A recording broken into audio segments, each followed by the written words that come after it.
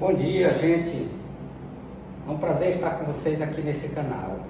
Vou direto ao ponto. Eu vou falar de física quântica e expansão de consciência.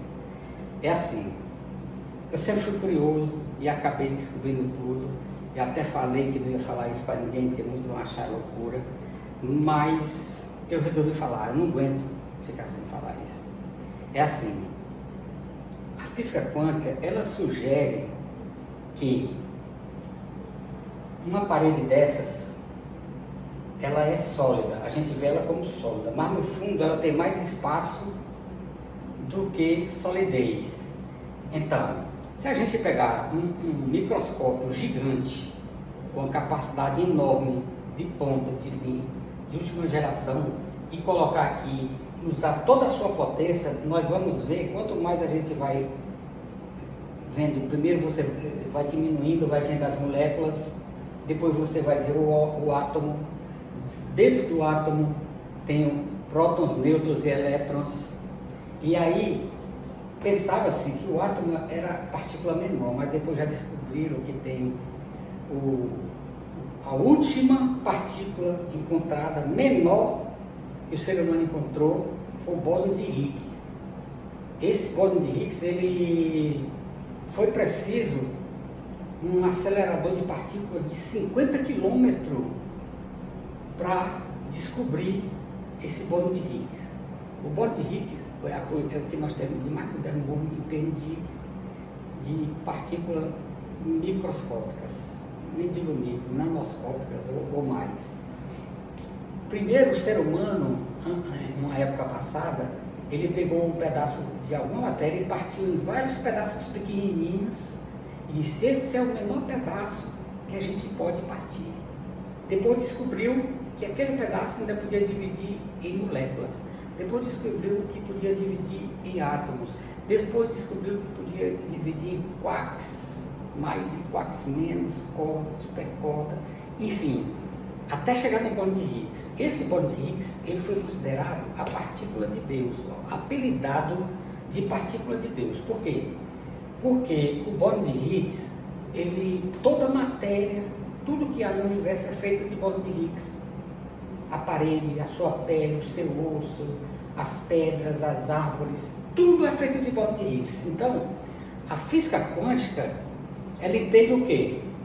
Que quando chegamos no átomo, que tem os elétrons circulando ao redor do núcleo, que é feito de prótons e nêutrons, e os elétrons, que são as cargas negativas, ficam circulando ao redor do núcleo, como se fosse um Sol, um sistema solar, onde os planetas são os elétrons, e o núcleo, que é o Sol, os prótons e os nêutrons. Mas você vai observar o seguinte: por que isso é interessante?